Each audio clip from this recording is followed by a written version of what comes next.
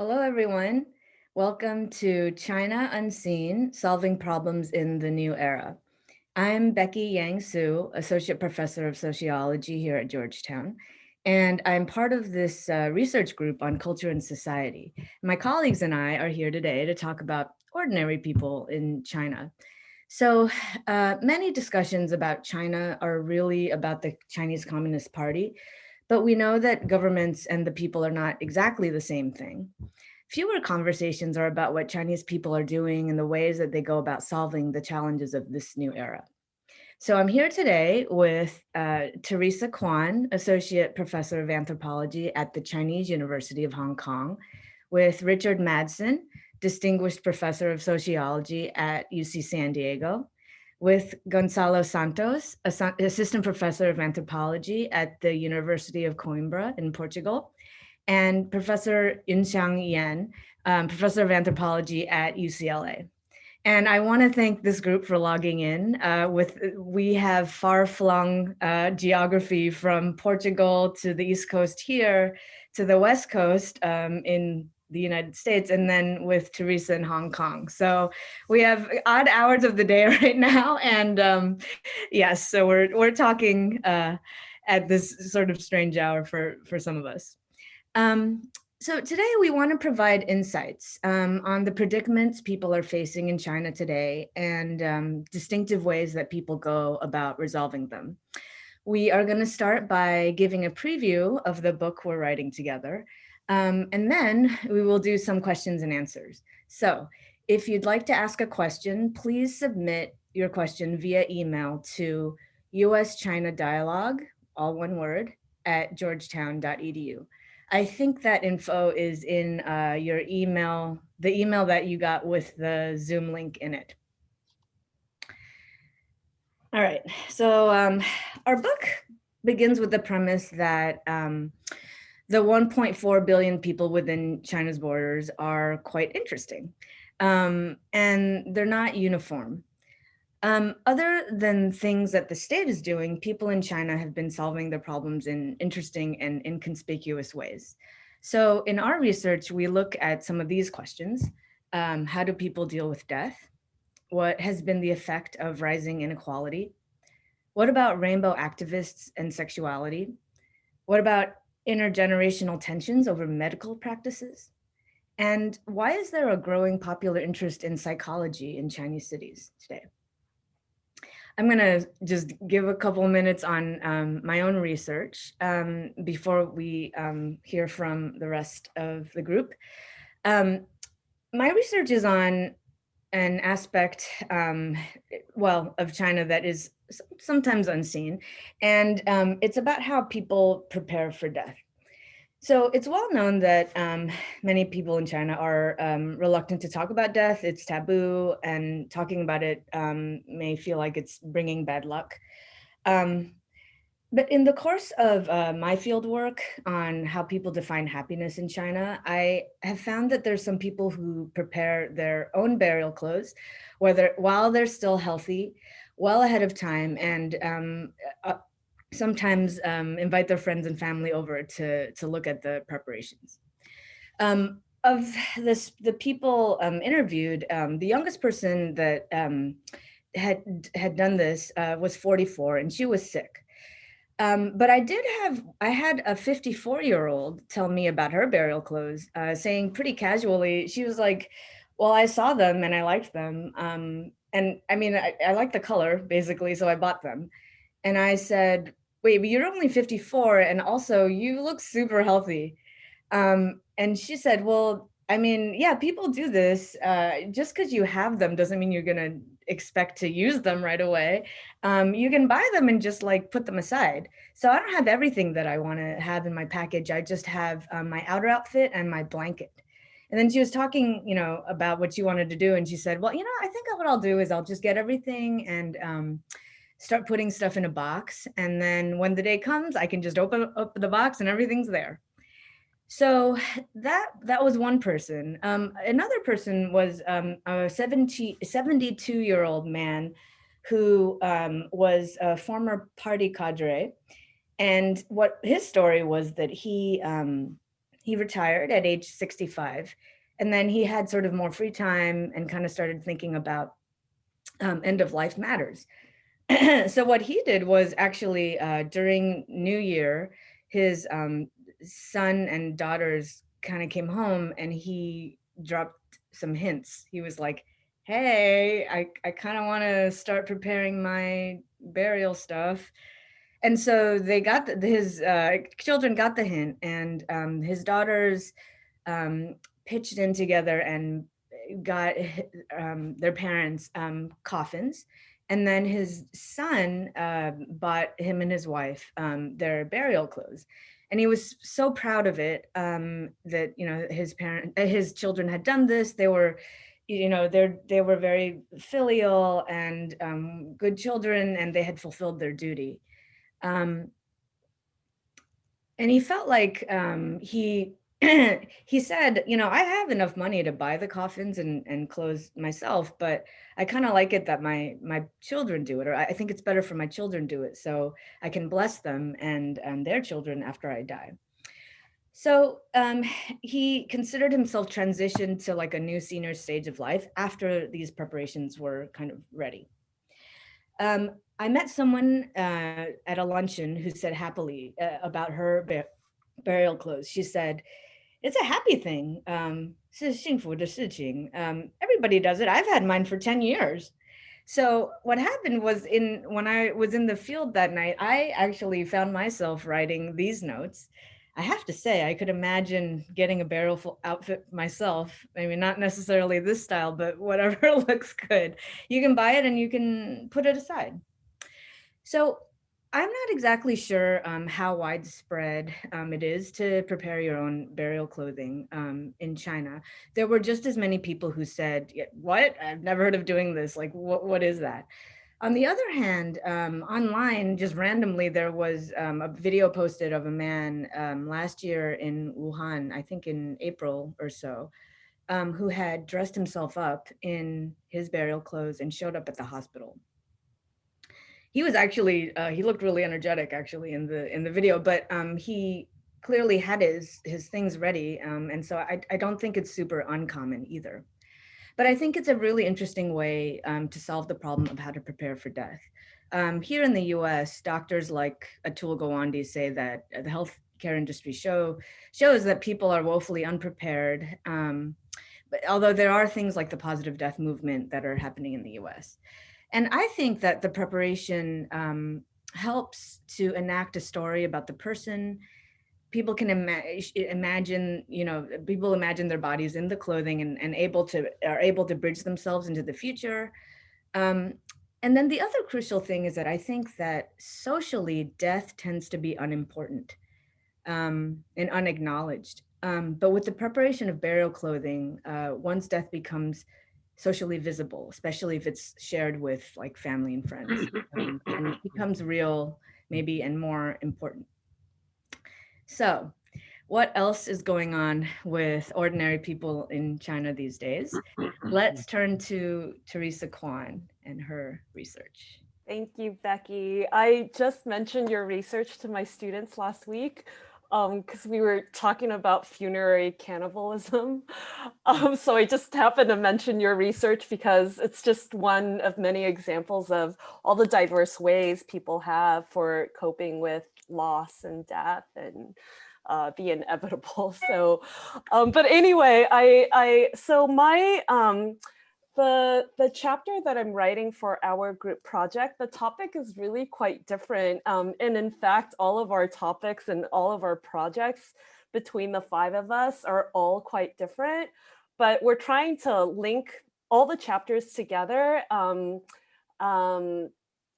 by, I mean, like any edited collection, right? Like trying to answer some central question that is quite fundamental to, and in this case, it's the question of how do people respond to the problems of life and how do people respond to problems of the new era?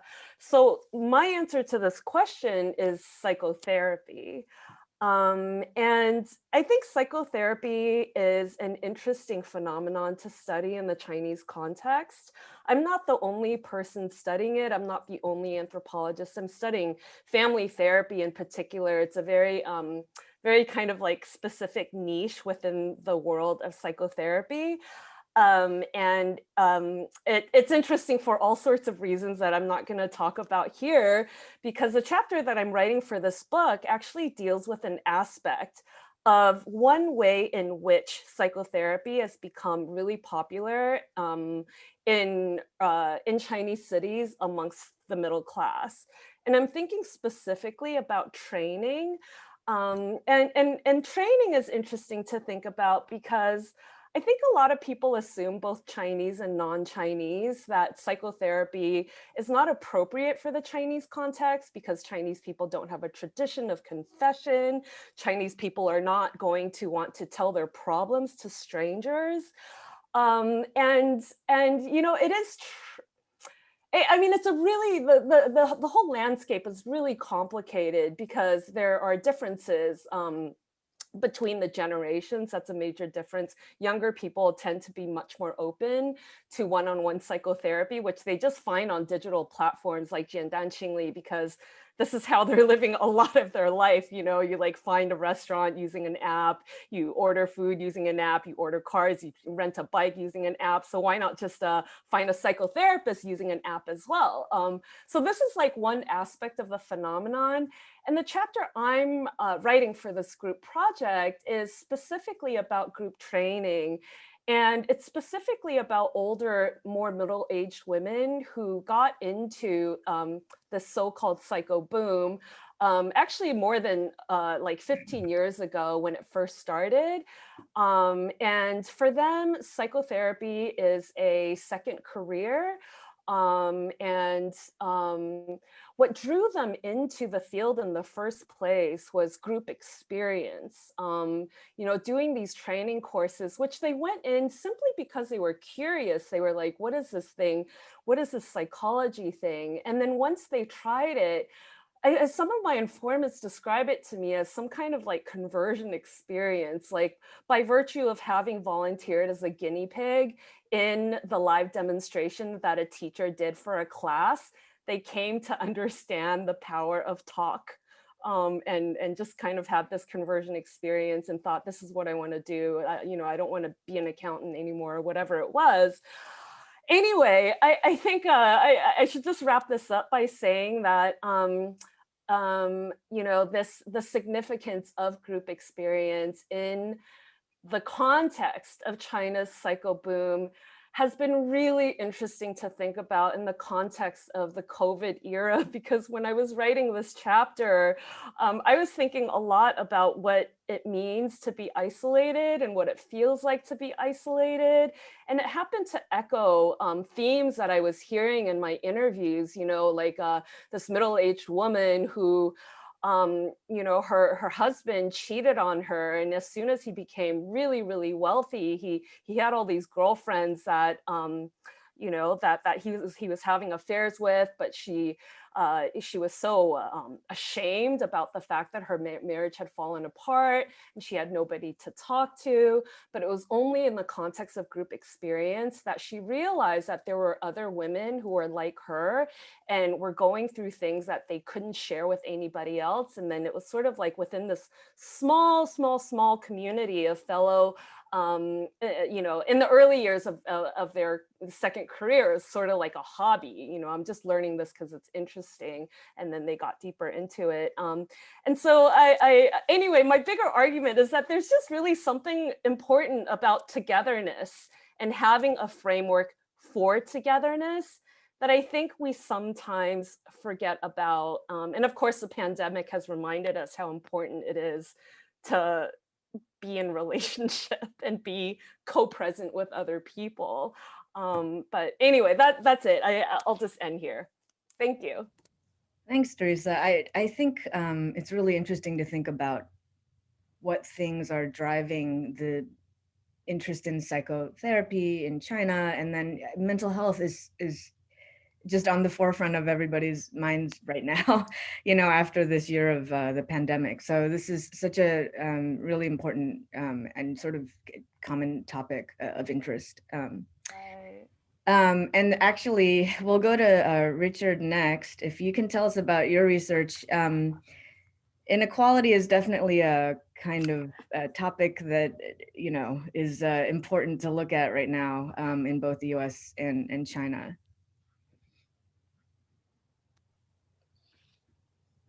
Okay, well, because of COVID, I wasn't able to get to China, earlier this year to do any direct field work. So what I have here is a kind of a piece that's more theoretical, but pulling together stuff I've gotten from other field work and so forth. So bear with me on this, okay? Uh, so here goes. So for the past 40 years, a globalized market economy has pervaded all parts of the world. Its net result has been a decrease in economic inequality among nations. The American and Chinese economies has greatly decreased. But globalization has at the same time led to much greater inequality within nations. In the United States, the rate of inequality has consistently accelerated since 1979, so that now the top 400 billionaire families own more wealth than the entire bottom 60% of the population. It may even be worse at the latest statistics. In China, the level of inequality has been dramatically rising. Now the Gini coefficient in China is almost as high and perhaps even higher than in the United States. Although the overall per capita income is much lower in China, by some measures, there are more billionaires in China than in the United States. In both societies, the inequality generates, and currently in the United States, the actuality of considerable social unrest. Marx would have predicted the class conflict. But I argue here that in everyday life, in both the United States and China, the inequality is not experienced as class conflict. Thus, the United States' concerns about inequality seem rather abstract, removed from the concerns of daily life. Questions are culture wars, struggles over things like moral visions, are typically attributed to liberal elites and populists, battles over science and education, religion and secularism, gender and sexuality, racial inclusion and exclusion. In China, too, surveys done by Martin White and colleagues show the relative lack of concern about inequality, even among people at the lower end of the income spectrum. However, although public conflicts, at least the news about them, are suppressed, there is evidence of animus over corruption, perceived personal decadence coming together with an immoral use of personal guanxi, and within various sectors against gender discrimination, religion, the civic inclusion of migrant workers, the freedom of intellectual and emotional expression. So despite rising inequality, daily life is afflicted more by culture conflicts, at least as they're experienced, and by class struggle. I try to argue here that in both societies, these cultural conflicts are connected with rising inequality, and indeed in their current intensity or a manifestation of it. I argue here that the effect of rising inequality generated by the globalized market economy is to increase the conflict among the conflicting values that come with modernity, values about economy, politics, family, religion, science. So we all face these tensions between love, faith, politics, and research. And these are endemic everywhere. These are what Max Weber called the warring gods that afflict modern life. These lead to social discontents that the United States and Europe are manifesting themselves in angry social populist movements. Such forces are held in check now in China by the stability maintenance mechanisms of the authoritarian state. But as long as levels of domestic inequality not only persist, but keep rising, I believe that neither the US nor the Chinese system, and indeed the world system, can eventually maintain stability. I conclude by linking this predicament to the challenge of seeking a global common good. So I first have a kind of a theoretical framework that we can use to compare tensions endemic to the United States and China. we have these different value spheres, these different tensions between family, economy, politics, and science. I see them embedded in different kinds of communities, both communities of everyday life and imagined communities, extending with the aid of modern media, the experiences of daily life into a social imaginary of encompassing communities, embodying different facets of ordinary life. By communities of everyday life, first of all, a network of personal relationships. These networks generate common experiences articulated through common moral languages that can be expanded into imagined communities through modern social media. We can make a distinction between communities of everyday life that are relatively closed, where most of my associates are also associates of each other, and those relatively open. Most of my associates have their own networks, not associated with me. The anthropologist Mary Douglas observed that people within densely intertwined closed networks would understand their social relations through a condensed moral language. Such a form of speech uses multi-layered metaphorical symbols that condense many meanings gained through the common experience of relatively closed groups. Some of these condensed symbols are felt to be so intrinsically powerful that in the very act of being expressed, they bring about what they signify. Such forms of speech are the basis for sacramental religions like the Catholic Church. According to Douglas, people in relatively open networks would use an elaborated moral language. These are first based on symbols with clearly defined meanings, which each individual can use to communicate his or her own unique interest and feelings with the hope of reaching agreement with somebody with complementary interest and feelings. It also leads to a religion of inner experience rather than external form, and to a critical consciousness that frees individuals from habitual following of authority, even as it allows them to calculate ahead in a complexly organized world. In Chinese societies, the language of kinship found in local agrarian communities organized through familial lineages would be a prime example of a condensed moral language. In America, one especially would find such language in localized rural communities and long-standing urban neighborhoods whose members share common bonds of ethnicity, religion, and occupation. A difference between the American and Chinese style of condensed languages would be that the American sort is more inflected with individualism. It is less oriented toward the common obligations of kinship and more in flattering and derogatory terms for individual character. Ways of articulating who in your circle of acquaintances is loyal and disloyal, who can be counted on, who will have your back in the rough and tumble of daily life. The elaborated moral language is more universal and found wherever in the world there is complicated division of labor coordinated by large bureaucracies. Political tensions in the United States arise at least in part because of the differences between the two kinds of community, two ways of imagining a social world and of confronting the tensions between the larger imagined communities that shape modern life. Different kinds of communities are connected with different levels of income and education, and as income inequality increases, the different kinds of community are pulled further apart and tensions between them are exacerbated. Different sides end up speaking in different languages about the social world. This then leads to the cultural war between liberals that currently afflict American society. The society is not divided by contending interests within a common understanding of what these interests are, and a common mode for arguing about a just resolution of contending interests. It is rent by different ways of imagining the nature of interests and arguing against the requirements of justice. Although connected to different forms of community life, different opportunities for social mobility, and different levels of education, in America, the different forms of social imagination are both influenced by a particularly strong tradition of individualism.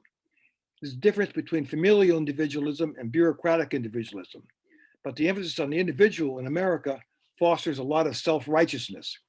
This intensifies the battles of the culture war. Research in America to form a kind of a basis for comparisons with China. Are there similar tensions between the value spheres in China, and they've been affected by a rapid increase in inequality? And how might this affect relations between the United States and China, and more broadly, the quest for a global common good?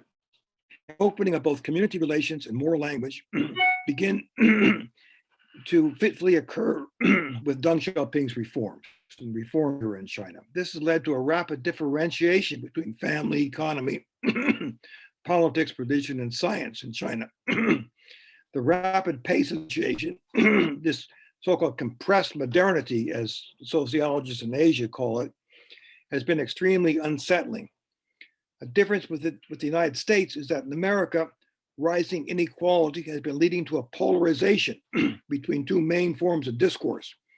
But in China, it has created more of a fragmentation.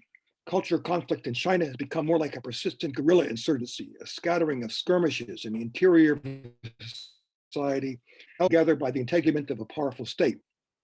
As in the United States, people in China imagine the separate spheres as extended communities, and the imagination starts from their experience in their primary communities. These primary communities are constituted by relatively closed networks, imagined through a familistic language of hierarchical responsibilities and obligations. Not only in pre-modern China, but up to the present, the family. But the concept and indeed the reality of the Chinese family is not the same as the dominant modern Western concept. Chinese social scientists are still acknowledging the relevance of the great anthropologist Fei Xiaotong's account. As Fei observed, if a friend in England or America brings family to visit, the recipient knows very well who will be coming with them. But in China, he says, although we frequently say the phrase, your entire family is invited, very few people could say exactly which person should be included under family. A wealthy, powerful person may include in his family anyone who's related in any way, but with a reversal of fortune, one's family could shrink to a very small group. There is perhaps more commonality of vision in China than the United States. At all levels, people use a condensed language of moral responsibility toward extended families and people to be treated like family. It's a thicker language of moral interconnection than American individualistic discourse. But it's also a language of particularistic exclusion, justifying predatory behavior by the well-connected toward those in the exclusion zone, and a frantic, amoral scramble for resources among the excluded. An exception to this picture in China, though, might be the younger generation, millennials and younger, especially children of the urban middle classes. In any case, a generation divide may complicate the cultural fragmentation exacerbated by rising inequality. There is another important exception to this picture, and at the moment, a more consequential one perhaps. Professionals of all kinds, scientists, teachers, doctors, social workers, journalists, lawyers, clergy, are inducted into an ethic of professional autonomy and taught to evaluate themselves by standards integral to the profession, which are attributed to individual achievement, not personal connections. Examples would be the social workers I interviewed in Shanghai, who tried to proudly follow the model to help people help themselves. More heroic examples would be the rights lawyers, daring to help oppressed clients seek justice, even at the risk of being imprisoned themselves. So, what might be the consequences of class inequality leading to cultural conflicts for the United States and Chinese mutual quest for a global common good? So, in summary, we have seen that rising inequality for the United States has intensified the tensions between family, economy, politics, religion, and science that are endemic to modern life. And at the same time has led to different ways of understanding and coping with the tensions among forms increasingly separated within an expanding economic spectrum. Meanwhile, rising economic inequality is helping to exacerbate the modern tensions between family, economy, politics, religion, and science in China. The legacies of traditional Chinese culture give a different tone to common understandings of the nature of these tensions, but the tensions certainly persist. The absence of an open public sphere makes it difficult for rational discussion about the common good to rise from the bottom up in China. A powerful, intrusive state holds in place and prevents the kind of polarization that we have now in the West. How long can such a state maintain its control? If the state should crack apart, cultural polarization would probably ensue, making it difficult to imagine achieving a common good through democratization. But the United States, of course, is having its own problems in achieving a democratic resolution of its tensions, as we've seen in this past month. The long-term solutions for achieving a world safe for democracy would involve transforming global economies to mitigate current extremes of inequality. So what are the implications of this for US-China relations? Both societies thus face common problems because of rising inequalities and face challenges of how to create more just societies. One issue is that inequality in both societies is connected to patterns of trade between the two societies. It should be in the enlightened self-interest of elites on both sides to just trade in ways that would lead to more equitable wealth distribution in each society. I don't expect this enlightenment to happen anytime soon, but both societies have cultural resources that can counter the tendencies of neoliberal ideology. That would be another fruitful area for dialogue between the two countries.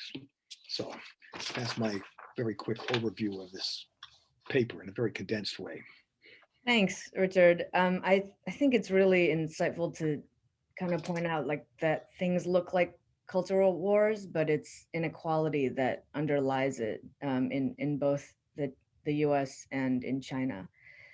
So now we'll turn to another topic of very sort of current interest, which is healthcare and medicine. Gonzalo, do you want to tell us about your research in this area? Thank you very much, Becky. Thank you also to you and Teresa for organizing this wonderful event. So in keeping in mind the main theme of our book project, China Unseen, how ordinary people solve problems in this new era, let me tell you what I think, what aspect of China do I think is unseen? Well, I think it's the question of childbirth. And more specifically, the question of how Chinese women are coping with increasingly medicalized childbirth arrangements leading to rising cesarean rates. This issue is not just being faced by Chinese women, of course. There is a larger global trend towards rising cesarean rates. And China and the US are actually amongst the countries with cesarean rates higher than 30%, and that is fairly high. Wherever it occurs, the surge in cesarean rates becomes a major focal point of moral contention. Should women defend the virtues of vaginal delivery, or should they embrace the liberating potential of new birthing technologies? These issues tend to be debated in a highly polarized manner in line with the cultural wars so wonderfully described by my colleague Dick Madsen, leading to, in this case, birth wars that take different forms in different countries. In the US, the rise of cesarean rates started in the 60s and was accelerated in the 1980s. And these developments were accompanied by a counter movement that questioned the power of the medical establishment and called for a return to more natural births, either at home or in the hospital. These birth wars led to profound moral divisions in society, with some women embracing medicalization to different extents and others seeking a return to more natural arrangements. Both visions of childbirth care have become acceptable, and the choice between the two is primarily framed as a question of informed individual choice. In China, by contrast, the surge in cesarean rates only started in the 90s and the 2000s in a context of rampant medicalization and commercialization of the public healthcare system. The surge in China was much sharper and sudden than in the US, and it led to dramatic moral frictions in society. Most women today, and I'm making a gross generalization here, feel that giving birth in the hospital under medical guidance is the safest option. But there are profound disagreements regarding the value, for example, of cesarean procedures. The majority endorses official guidelines recommending the practice of vaginal delivery, but many young women are favoring cesarean birth and look at the rise in cesarean births as a positive development that reflects the progress, the scientific and technological progress of China, for example. At the same time, there are growing concerns in society over the potential anthropogenic hazards of rising cesarean rates. But this does not involve, in China, a radical critique of the authority of the medical establishment. As an anthropologist interested in childbirth matters, I encountered many of these tensions during conversations with different generations of women on their childbirth experiences. My research focused primarily on rural areas, but many of the issues I encountered point to more general features in Chinese society. One of the things that struck me in the birth stories of mothers who gave birth in the last 2 decades is that the model of informed individual choice was not very relevant to make sense of the process of decision-making that shaped their childbirth experiences. Major medical decisions like doing a cesarean intervention require not only the consent of individuals, but also, and above all, the consent of family members. This is not just a bureaucratic requirement and a legal imposition, it is a culturally distributed model of what counts as good, appropriate care. For family members, leaving a pregnant woman to make decisions by herself in a situation of vulnerability would be a form of neglect. For the pregnant woman, it would feel very lonely indeed to make important decisions without taking into account the views of the support network around her. Like all things that truly matter in life, childbirth is a collective process of negotiation within the family through which the pregnant woman will seek to reaffirm her ties to her larger moral community. The China that isn't seen for me then is the inter and intra-generational moral conversations taking place within families about childbirth matters. My ethnographic research suggests that these conversations are as important as the actions of medical doctors to understand many of the decisions that are made in the process of childbirth. Family support can be good or bad, but it does not operate along the lines of individual choice models. Sometimes the family supports the views of the pregnant woman, but other times it goes against these views. Sometimes this opposition is done with the best interests of the pregnant woman in mind, but this is not always the case. Whichever way we look at it, family support is a crucial variable shaping women's childbirth decisions, and it will be an important factor affecting the fluctuation of cesarean rates in China in the near future. It would be interesting to look at the American maternity care system today in light of this more relational approach, looking at pregnant women not as autonomous individuals, but more like elements of a larger support network. Perhaps America and US would look more similar than they at the moment seem to be. Many thanks. Thanks, Gonzalo. It's super interesting to think about the family as the unit that's making these medical decisions. And actually, it's interesting because that's a similar theme in a very different arena with Yunxiang's work on LGBTQ activism. So can you tell us what you see as an aspect of China that is unseen? Sure. My chapter deals with parent activism for social inclusion in urban China. And basically, I deal with 3 groups. So there's a little development from last time we talked about this. So the first group is known as rainbow parents. They are not LGBT people who become parents. Instead, they are parents, straight parents of gay children, adult gay children. And the second group is called, in China, is known to be star parents. Not they themselves are stars, but they are parents of children from star. That meaning parents of children with intellectual disabilities. The third group are the parents who are beyond the age of 49 but lost their single child. In China, it's known as shidu parents, which is a Chinese phrase literally meaning losing your only child.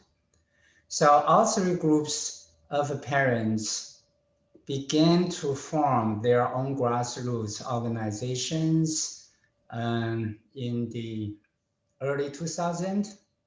One of them could be all the way traced back to the 1990s. And they engage in all kind of advocacy work and for their children alive or not. And also another common feature shared by this group parents is that they are all face certain kind of social stigma and being marginalized for different reasons.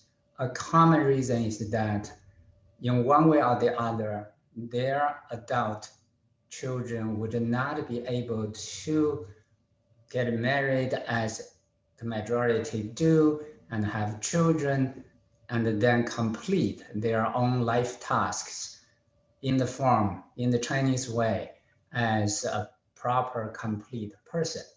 In other words, either by self-choosing sexual orientation or because of the barrier of intellectual disabilities or simply an untimely death, that family line being dropped.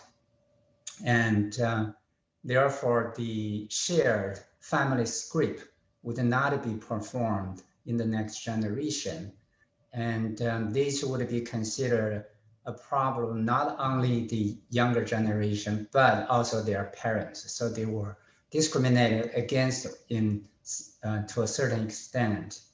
And because of that, some of those parents began to organize themselves first as a self-help groups, and then to embrace advocacy for the rights of their children, and then begin to reach out, have a nationwide networks for their activist work. At least two groups of them.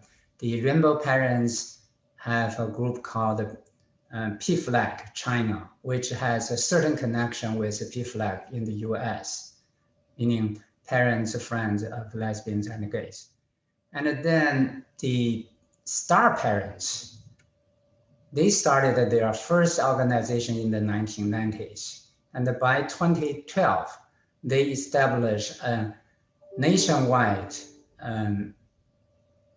association of parents with children of intellectual disability, and they are part of the Inclusion Global. So, meaning they also have certain kind of connections with global NGOs as well. So all of these, leading to my rather theoretical concern that it is the rather complicated roles played out by familism. Familism, by definition, meaning the following things. Number one, the priority of a family interest above the interests of any individual members in that family. Number two, as an individual, the individual's social identity, meaning as a member of the family, is more important and above the individual's self-identity as an individual. And then number three, there is well-established hierarchical ranking inside the family in order to enforce discipline, management, so cooperation, so on and so forth, which leads to inequality, not only across gender, but also across age and generation boundaries. All these three put together, providing both protection, safety net, and oppression as well. And all three together also lead to the fourth feature, that is, there is a clear divide between people inside the family versus people from outside the family. And this divide between insiders and outsiders leads to social indifference. The people tend to treat their own families members much better and with trust, and then always being there to offer help. But in contrast, they tend to be much colder or indifferent to sufferings in the public peer of strangers in the public sphere.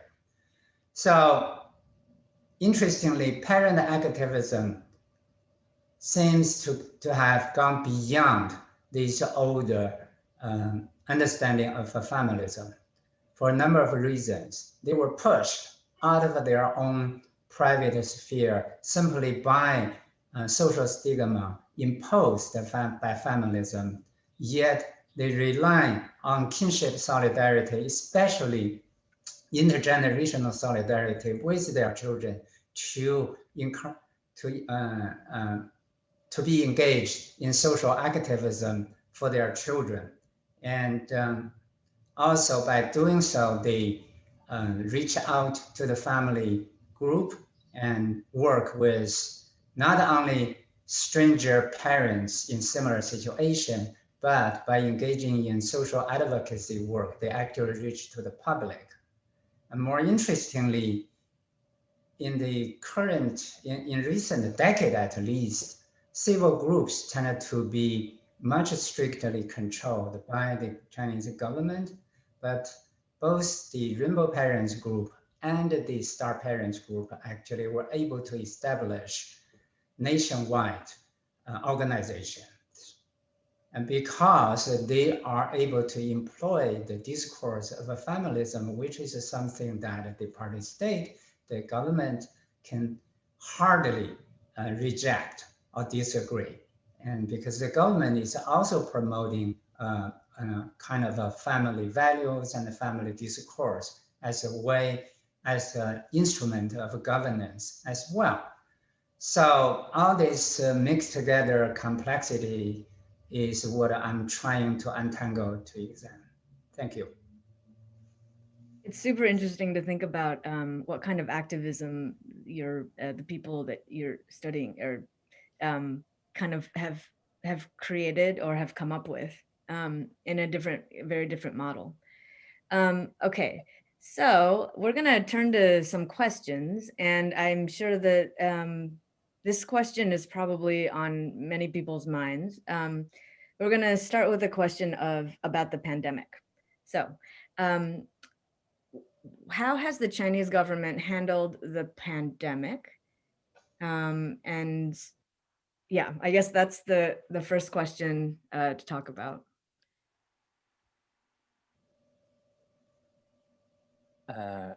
Thank you, Becky. May I try to share some thoughts? Well, in keeping in mind with the theme of our event, China Unseen, I would like to turn that question around a little bit, because it seems to me that international discussions on the pandemic, on governmental or the pandemic situation in China have focused precisely on the role of the central government. I mean, we all read about the initial cover-up in late 2019, widely debated in the press, the enforcement of draconian lockdowns in the city of Wuhan and many other Chinese cities, the usage of coronavirus tracking apps functioning with very opaque algorithms, right, that are imposed on everybody as instruments of mobility control as well as mass surveillance mechanisms. So the list could go on and on. But I think what is not so talked about is the role of society in many of these responses. It's as if there is some kind of assumption in international media discussions of some kind of state society opposition.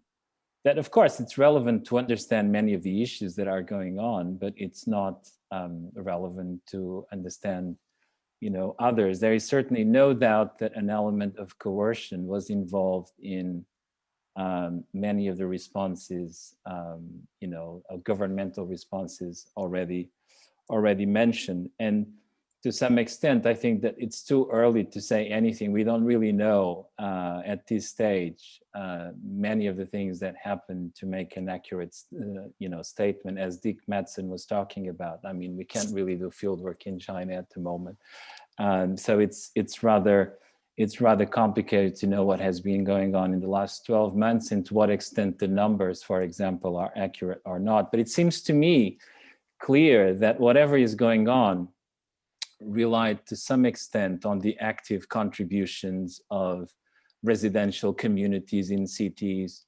in rural areas at all levels, and that these active contributions cannot be explained alone with coercion.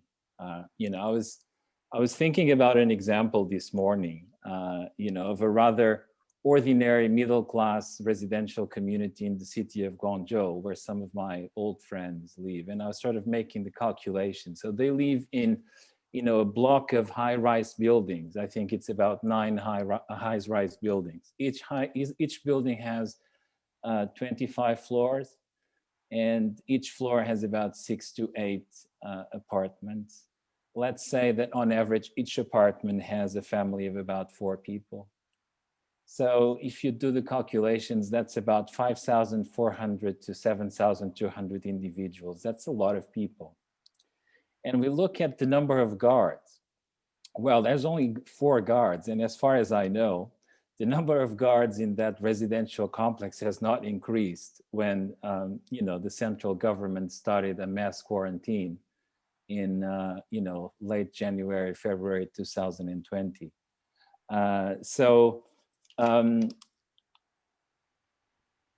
Yes, the government initiated when that mass quarantine was launched a number of guidelines in the usual Chinese government manner, which is jiandan zhubao, very coarse and straightforward, right? And residential community managers, including those of that community and residential community heads, received clear-cut instructions on what to do during the mass quarantine.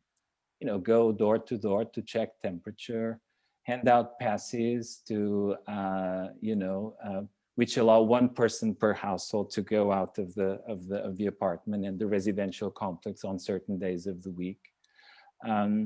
Which begs the question, how can one residential community manager, which is an ordinary citizen, and one residential community head, which is a party member, with 4 guards, enforce these measures to any extent to a population of thousands of individuals living in that residential community? I think that, we could say, if you're skeptical, that threat of coercion may be a factor, but I think that surely there's an element of state-society convergence.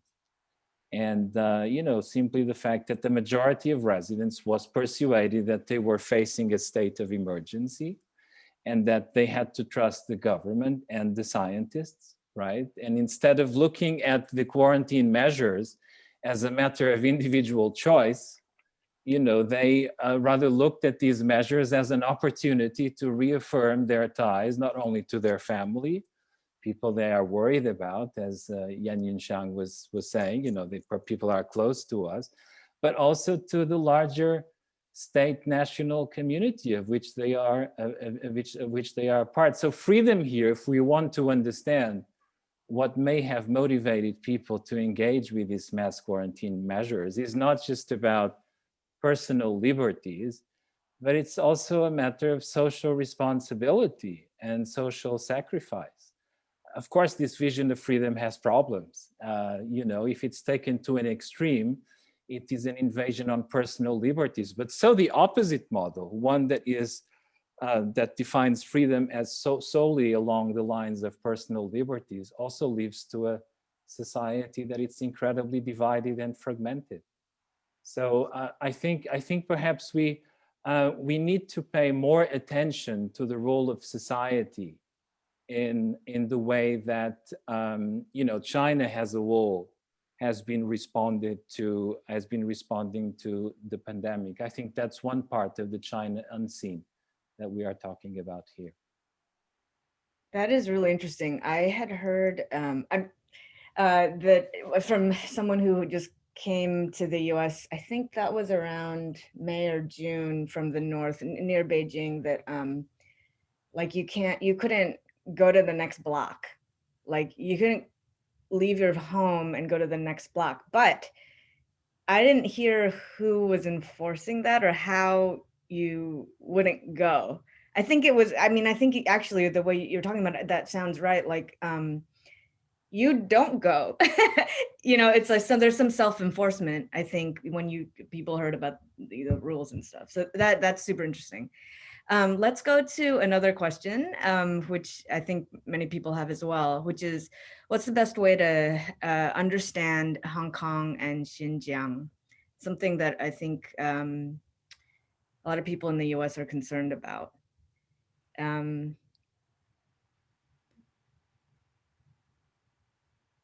Okay.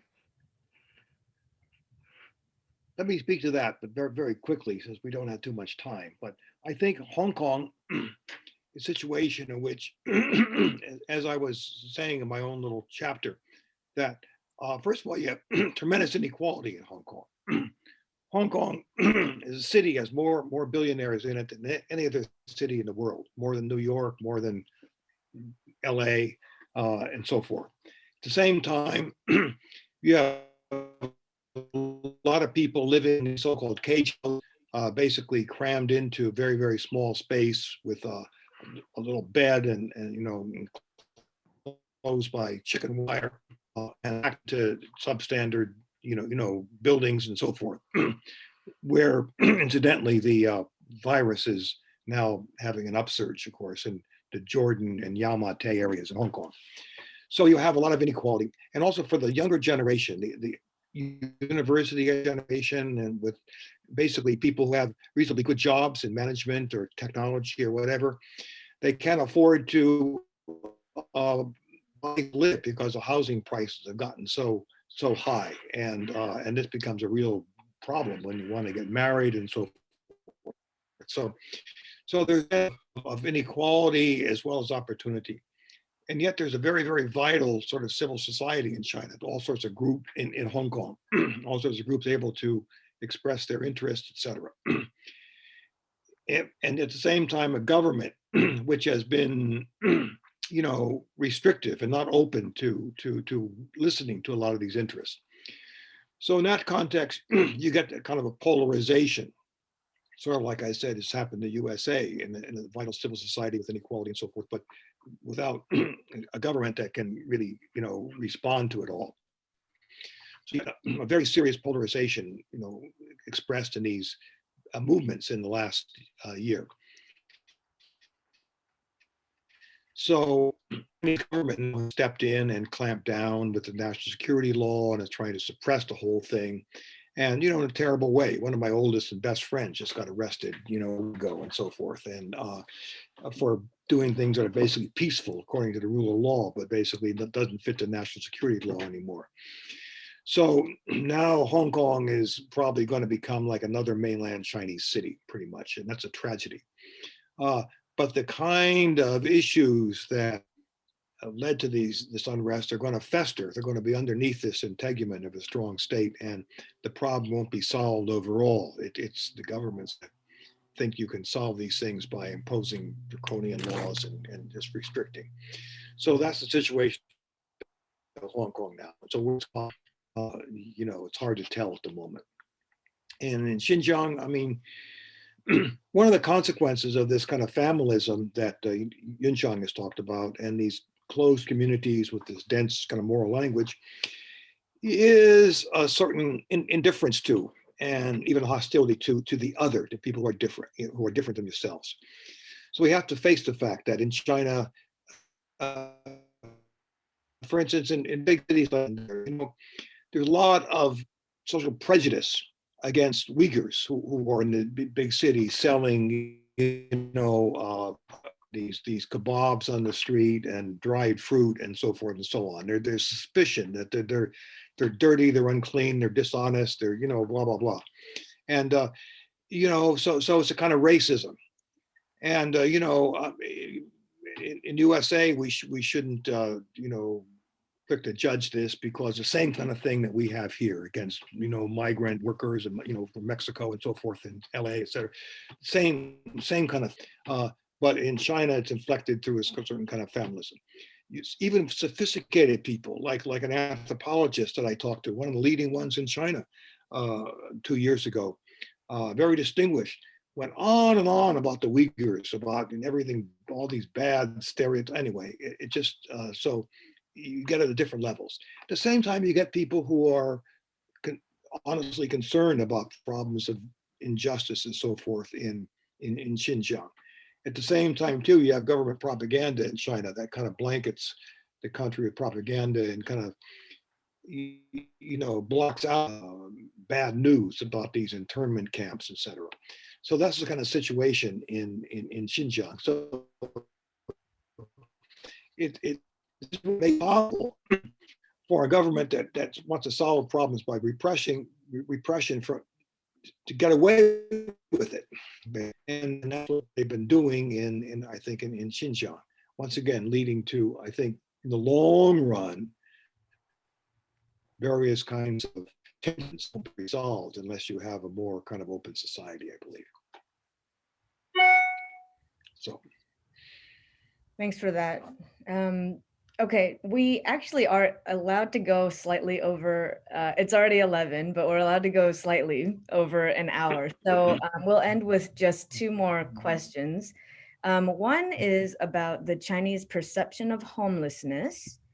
Let's see, in urban China. And then the last question is about addiction. In the US, we have an opioid epidemic. Is there anything that's sort of unseen or something similar going on in China? So the homelessness question, does anybody have any answers about that? Okay, I will jump in. Can you hear me? Okay, Becky just mentioned the Chinese perception of homelessness. I guess the most obvious perception is when Chinese individuals visiting United States. They go to all kind of tourist attractions, and then, for instance, here in Los Angeles, when they come to Santa Monica Pier, and they see a lot of homeless people on the beach. So their perception was, number one, it's very different, very bizarre. Even number two is a question. That is, where are their family members? Why they are not, nobody taking care of them? So in general, I would say in China, there are much less people become homeless, but that doesn't mean you don't see similar phenomena on the street. There are beggars, and there are beggars everywhere, big or small cities alike. But the beggars, many of those beggars do have their families. And I'm not saying every one of them, but many of those beggars consider begging as a profession. So it's a way, and then towards the end of the day, they will go back to their family. So at least that's the Chinese perception. And then homeless is a different issue. And number one, familism, as I mentioned early on, including the responsibility to taking care of all members of the family. Therefore, if you have one person to be homeless, the entire family will be ashamed. Therefore, the neighborhood, other people known of this family would asking the question, what have you done? So on and so forth. This is one reason. Another reason is, of course, is there's a very powerful government. They can carry out all kind of regulations. And as regarding with homelessness issue, there's no such concern as here in our society about the individual rights, free will of the homeless people. Instead, when the government decided that this is not good for urban development, it could be, and it has indeed, the executive order carried out, just to clean them up and drive them out of the city. So you get both, the government regulations and the family support. Therefore, that is less. Okay, I wanted to go back to an early question that my colleague Gonzalez mentioned about the Chinese model of dealing with the pandemic. I agree with almost everything he said. The only thing I wanted to add on is this concept of a society, because I think a major argument made by Gonzalez is there's a continuity of state and society. Therefore, in the Chinese model, you don't see that much strong resistance from the society to the government imposition of certain regulations during the pandemic. Is that, I think I understand you correct, do I? Yes, I think that's part of yeah, with some nuances, yeah. Yeah, thank you, Gonzalez. Hope you don't mind. I'm going to talk about this nuance. The nuance is the Chinese society is not the American type of society as we understood it. Something like people organize themselves into all kind of groups, and then intentionally or unintentionally put themselves in opposition to government power, ready anytime to protest. Instead, the Chinese society again consists of circles social relations. And then eventually is in a relationship which Gonzalez put as a continuum, continuous relationship with the state. So you don't have a clear interruption between the two simply because if you look at the individual level, the person herself is consist or perceived to be consist of relations. The Chinese individual is defined as a relational being instead of as a self-choosing, autonomous, freestanding individual. In that case, in the Chinese case, there is this widely shared perception of the self being divided into two parts, the small self and the great self, which in the American case would be considered as an expression of schizophrenia, right? And yourself is being divided into two parts, but it's the normal condition and it's accepted ethically a condition that every individual is having these two parts. Who is the great self? It could be your family. I just mentioned it as a familism. It could be your kin group in the old days, and the entire clan is the great self. In that case, you need to sacrifice your self-interest for the interest of your clan. In modern times, that logic has been extended to nation state. Therefore, the Chinese individuals do not conceive citizenship in the way we in the American society conceive it. Instead, they conceive the state as the biggest great self encompassing many, many small selves at the individual level. In familism, the logic, when you enforce the greater priority of family interest over individual interest, the enforcement symbol is a parental authority. And you are looking for a parental authority to listen to it. Now, at the nation state level is this authoritarian state who is supposed to do good for the people. So when the people perceived, at least in this case, pandemic control, the authoritarian state is doing good for the people, then that logic of a small self versus great self will immediately be taken into action. I think that explains what Gonzalez mentioned early on, why only a few individuals can enforce this regulation controlling thousands of people. That's it. Thanks for that. Okay, last but not least, let's just spend a couple minutes on this question about addiction.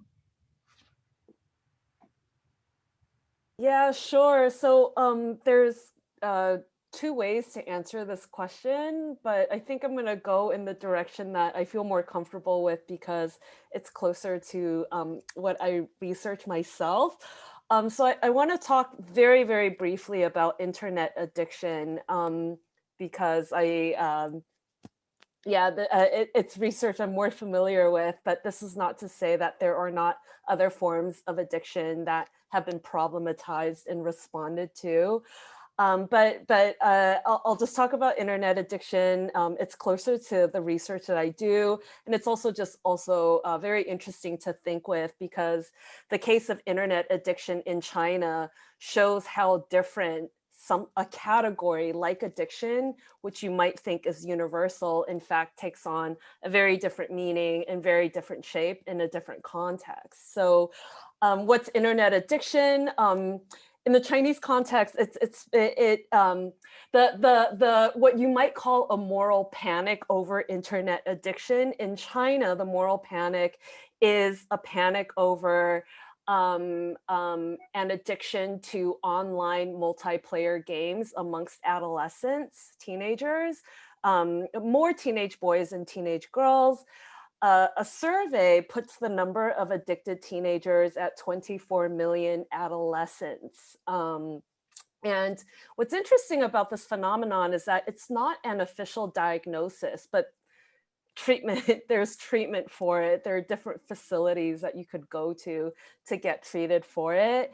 And what's even more interesting is that the sort of description that floats around out in society is that online games are a form of electric opium. And so, you know, there's a lot of history that's been absorbed in this term, right? There's this legacy, a historical legacy by which addiction is associated with national humiliation. But in this particular case, the humiliation is not so much the humiliation of the nation, but the humiliation of the parent who has lost control of the child. And I'm not in gallery view anymore. Is that I kind of don't want to look at myself. I'd rather look at Richard. That's perfect.